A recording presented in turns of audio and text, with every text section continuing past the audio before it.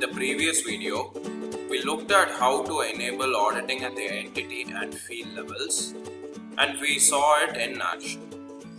In this video, we'll look at read auditing. So for many organizations which use CRM to handle its sensitive data, protecting its data, preserving its privacy, and complying with regulations like the General Data Protection Regulation are some of the highest priorities. So in those kind of scenarios, we need to audit the entirety of the data processing actions which are taking place, so that we would be able to analyze any possible security breaches. So to do that, what we can do is we can enable the read auditing.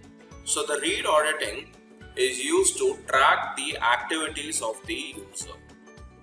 That is, what record he is looking at, what record he is updating, etc.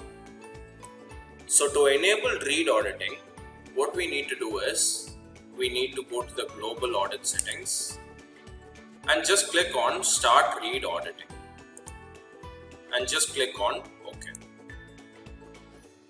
There are a couple of requirements which is there for the read auditing. One is that we need a Microsoft 365 Enterprise E3 or E5 subscription.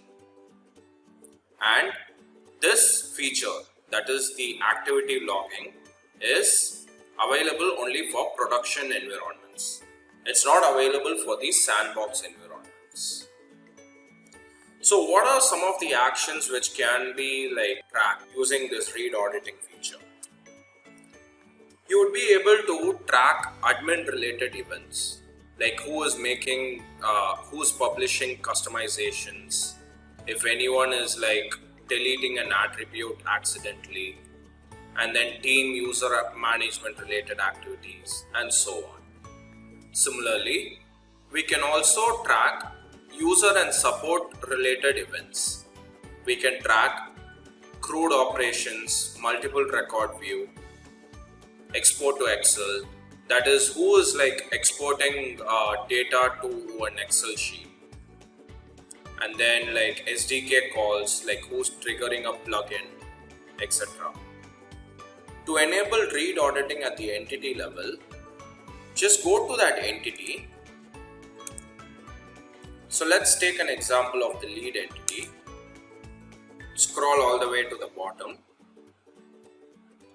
Ensure that the auditing is enabled, and you have the option to enable single record auditing or multiple record auditing.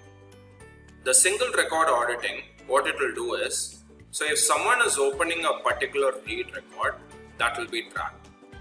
Whereas multiple record auditing will log all the records that are being displayed on the open page.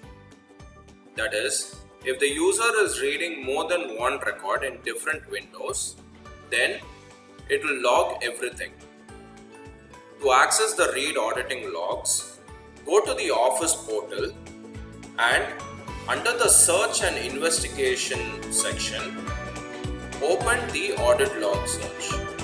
In that, you will find all the read auditing logs. In the next video, we'll look at the do's and don'ts of auditing.